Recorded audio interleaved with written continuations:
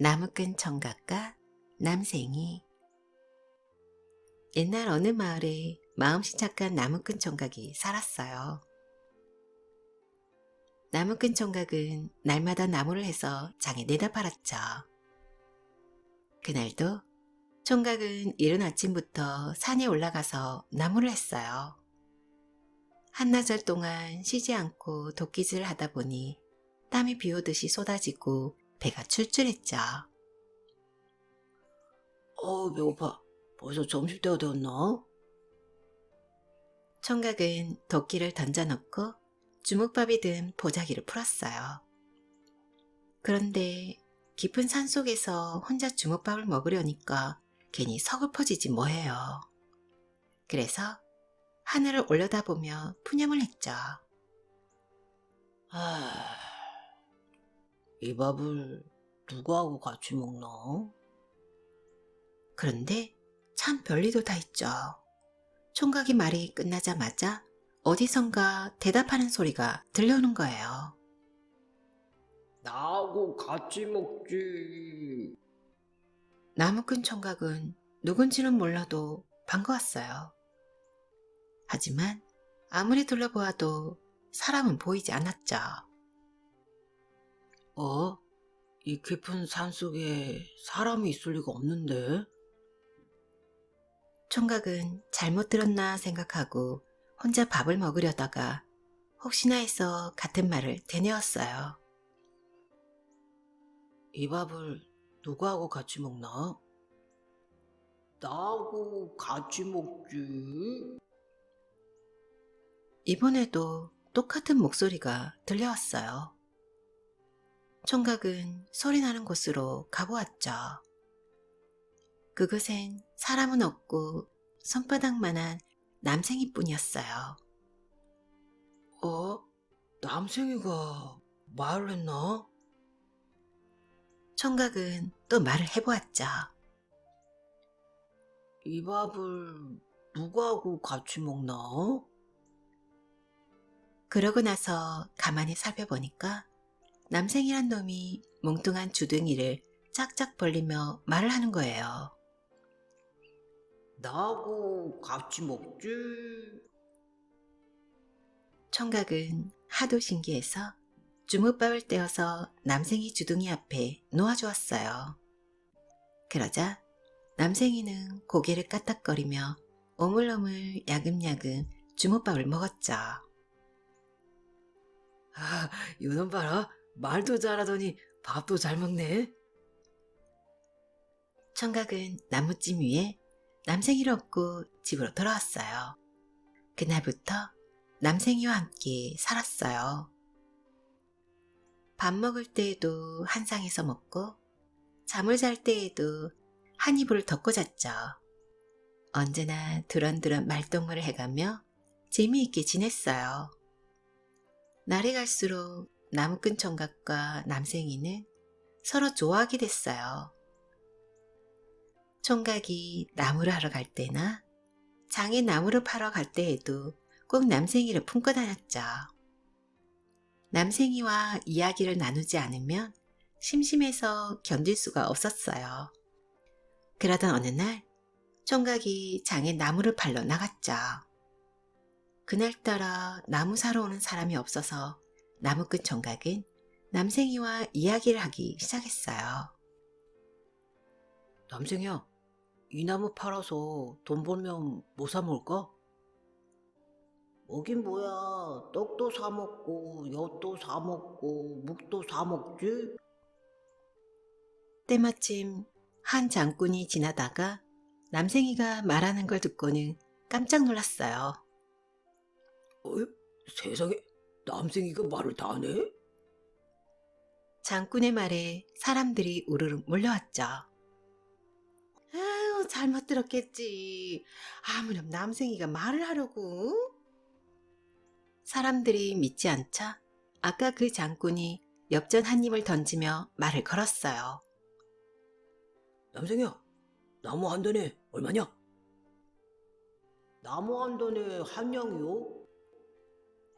남생이의 말을 들은 사람들은 너도 나도 엽전을 던지며 말을 시켜보았어요.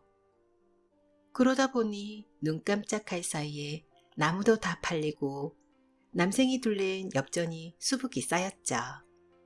총각은 남생이와 떡도 사 먹고 엿도 사 먹고 묵도 사 먹었어요. 그래도 돈이 남아서 굴비 몇 두릅을 사서 혼자 사는 할아버지에게 갖다 드렸어요. 큰돈을 벌었다는 소문이 온 동네에 퍼졌죠. 나무꾼 총각의 이웃집에 사는 욕심통 양반은 배가 아파 죽을 지경이었어요. 샘을 내면 배가 아프게 마련이거든요. 밤새도록 배를 움켜쥐고 떼굴떼굴 구르던 욕심통 양반은 새벽녘에 나무꾼 총각을 찾아왔어요. 어르신, 이런 꼭두 새벽에 웬일이세요? 자네가 잘 살고 있는가 해서 내 살펴보러 왔네. 예. 저는 아주 잘 먹고 잘 살고 있어요. 욕심통 양반은 나무꾼 총각을 걱정해주는 척했어요. 앞으로 어려운 일이 생기거든 언제든지 찾아오게나. 내 발벗고 나서서 도와주겠네. 말만 들어도 고마웠어요. 그래서 깍듯이 인사를 했죠. 예, 어르신 고맙습니다. 그러자 욕심통 양반은 자기가 큰 은혜라도 베푼 것처럼 뻐기면서 헛기침을 했어요. 그러고는 슬슬 속셈을 드러내기 시작했죠. 그런데 자네한테 말하는 남생이 한 마리가 있다면서. 예. 남하러 갔다가 얻었죠. 여보게, 그 남생이를 나한테 딱 하루만 빌려주게. 나도 그 남생이가 말하는 걸 한번 보고 싶네. 총각은 남생이와 떨어지기 싫어서 고개를 저었어요. 어르신, 그건 안 됩니다. 남생이 말이 듣고 싶거든 여기서 듣고 가세요. 뭐? 아주 갖겠다는 것도 아니고 하루만 빌려달라는데 안 돼? 욕심통 양반은 펄펄 뛰며 성을 냈어요. 그리 펄펄 뛰니 나무꾼 총각은 남생이를 빌려주었어요. 남생이를 들고 집으로 돌아온 욕심통 양반은 커다란 돈자루를 메고 장으로 갔죠. 자리를 잡은 욕심통 양반은 고래고래 소리를 질렀어요. 자, 말하는 남생이요. 남생이가 말을 해요, 말. 이 소리를 듣고 눈 깜짝할 새 구격꾼이 구름처럼 몰려들었어요. 그러자 욕심통 양반은 슬쩍 말을 바꾸었죠. 자, 남생이 말을 듣는데 2푼이요. 단 2푼. 남생이 말 들으려거든. 어서들 돈을 내시오. 어제는 뭐 돈 내라고 안 터니만 오늘은 또 돈을 내요? 아유, 한 푼도 아니고 2푼이씩이나? 글쎄 말이야. 구경꾼들은 저마다 불평이었어요. 하지만 남생의 말을 듣고 싶어 너도 나도 엽전을 2푼씩 던졌죠. 남생이 둘레에는 엽전이 한방눈처럼 소복이 쌓였어요. 그래도 욕심통 양반은 한 푼이라도 더 벌려고 소리만 쳐댔죠. 남생이 말 듣는데 2푼이요. 2푼.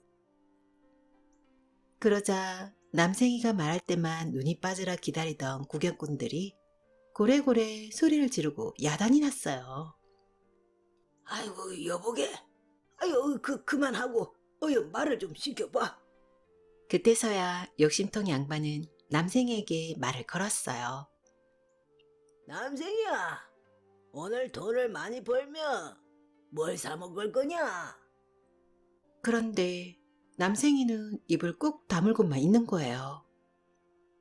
고개를 갸웃거리며 다시 말을 시켰어요.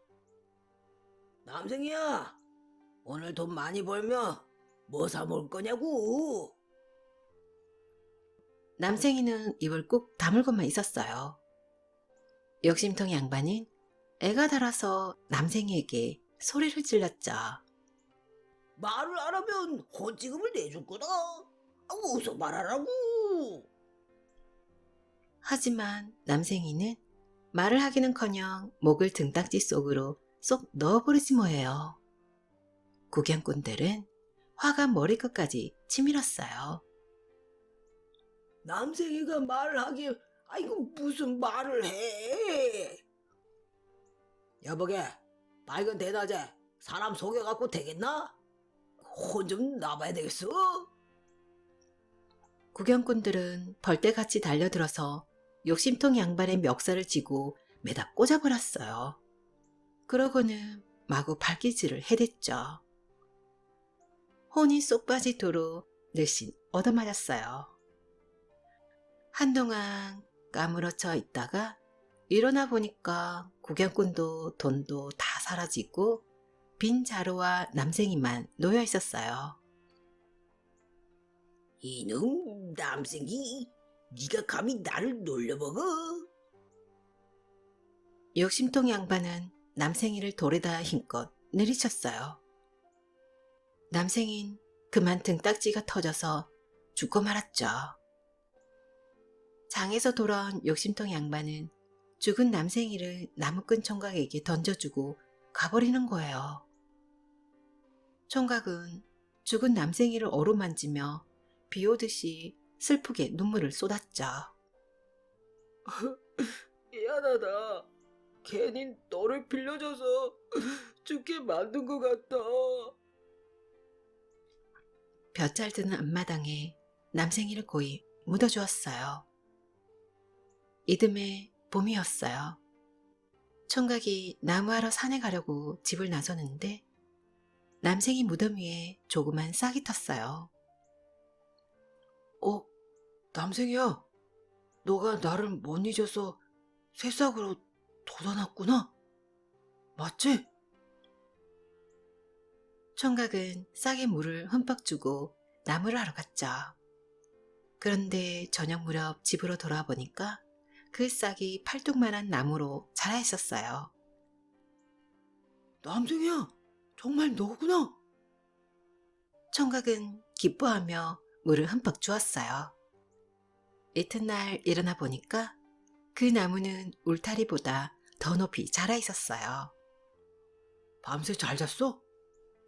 그리곤 총각은 물을 또 흠뻑 주고 나무하러 갔죠. 저녁 무렵 돌아와 보니까 나무가 지붕보다 더 높이 자라 있었어요.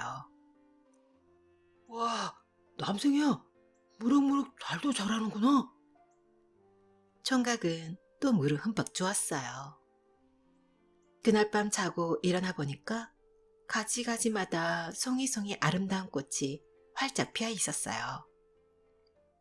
와, 남생이야, 정말 아름답다.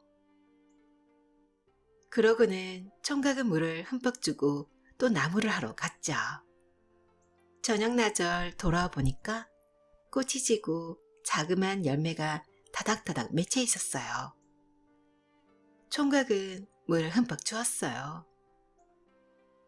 이튿날 일어나 보니까 금빛 나는 열매가 주렁주렁 달려있는 거예요.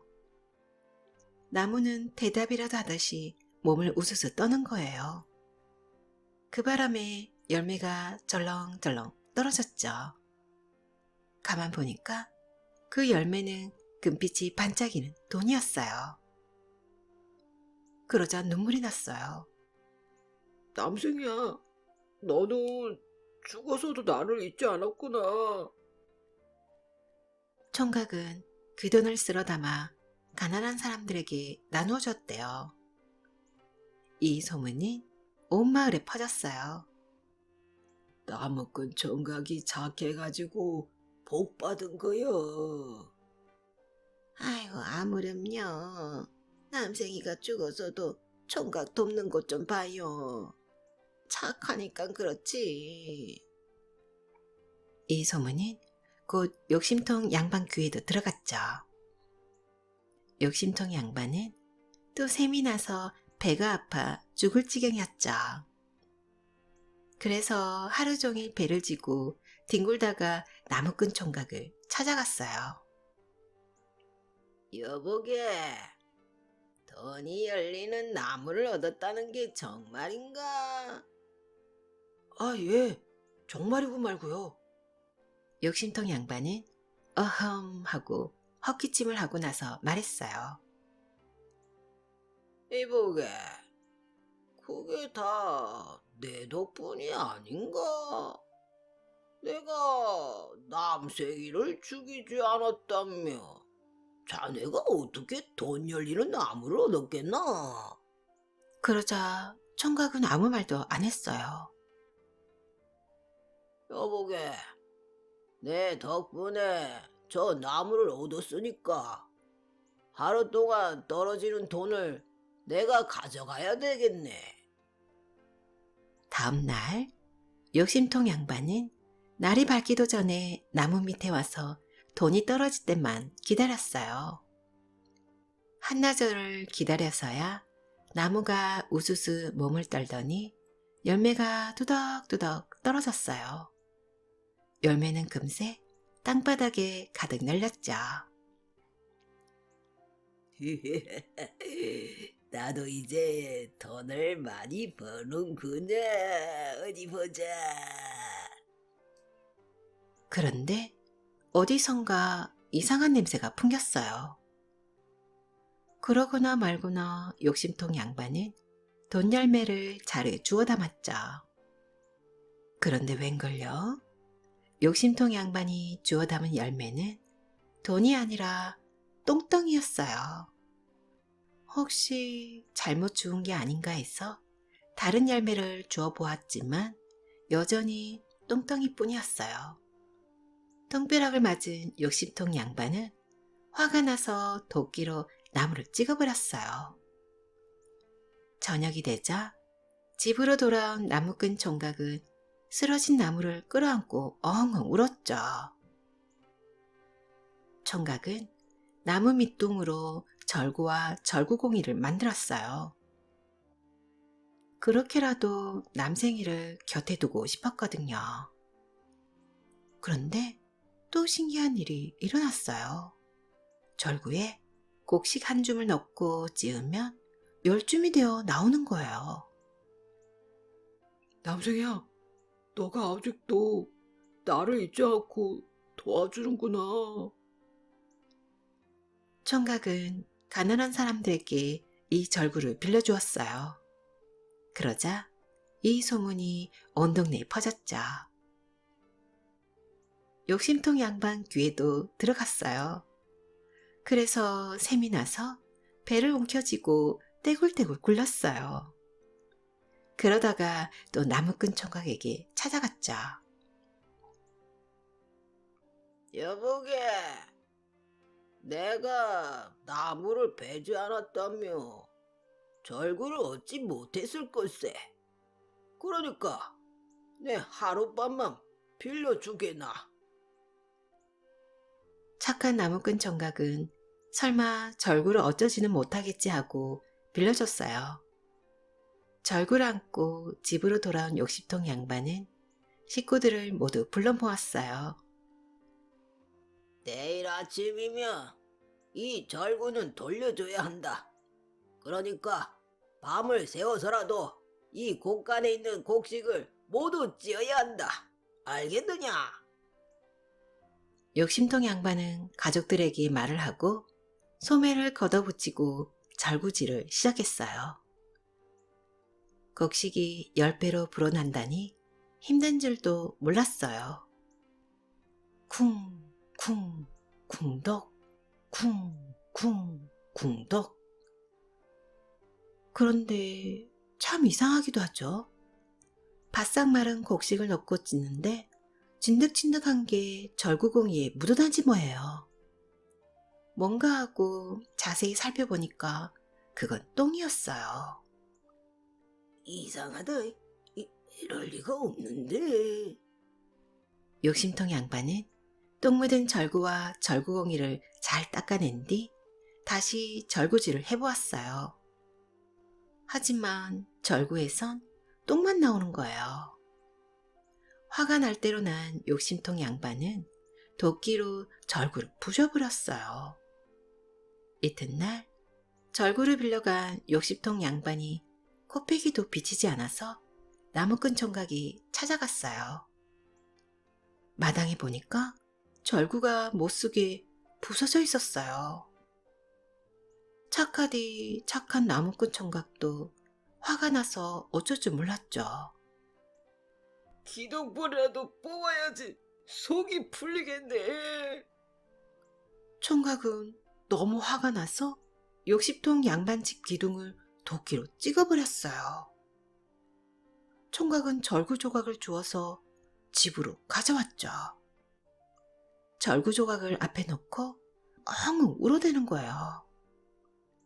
너를 이 꼴로 만들다니 정말 미안하다.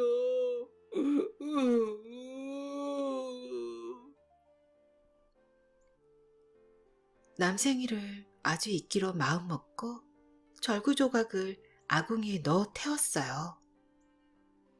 총각은 타고 남은 재를 끌고서 두엄더미에 내다버렸죠. 그때 돌개바람이 휑 불어와서 재를 날려버렸어요. 날아간 재는 마을을 지켜주는 고목나무에 가 닿았죠. 이 고목나무는 몇 해 전부터 잎이 떨어지고 줄기가 말라 비틀어지더니 이내 죽어버렸어요. 그런데 제가 나뭇가지에 가 닿자 새순이 돋아나는 거예요. 총각은 그 모습을 보고 집으로 달려가서 아궁이에 있는 재를 모두 자루에 담아왔어요. 그리고 자루를 허리에 메고 고목나무에 올라갔죠. 나뭇가지에 걸터 앉아서 총각은 재를 술술 뿌렸어요.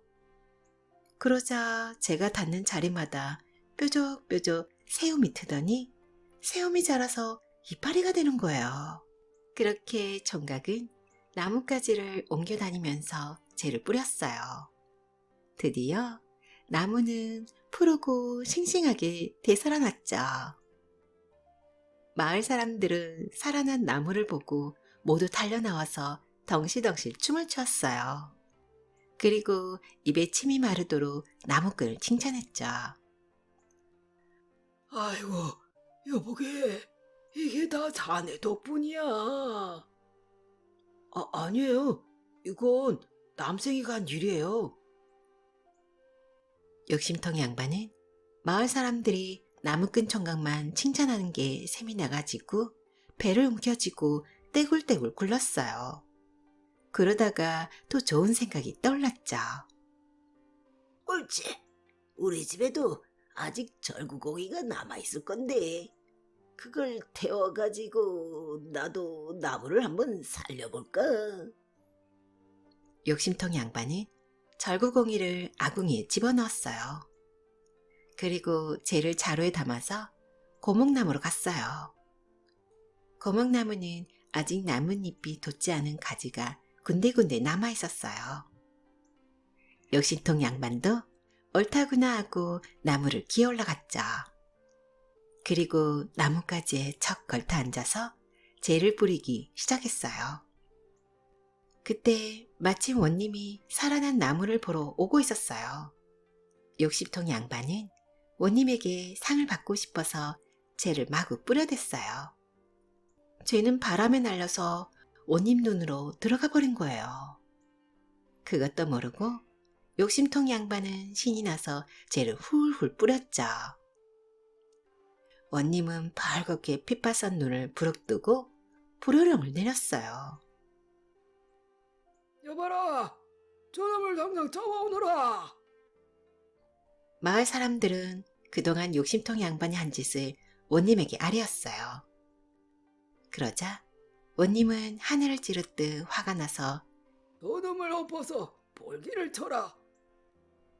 욕심통 양반은 곤장을 맞게 되었어요. 곤장이 피둥피둥한 볼기짝으로 날아들 때마다 60통 양반은 고래고래 소리를 질렀죠.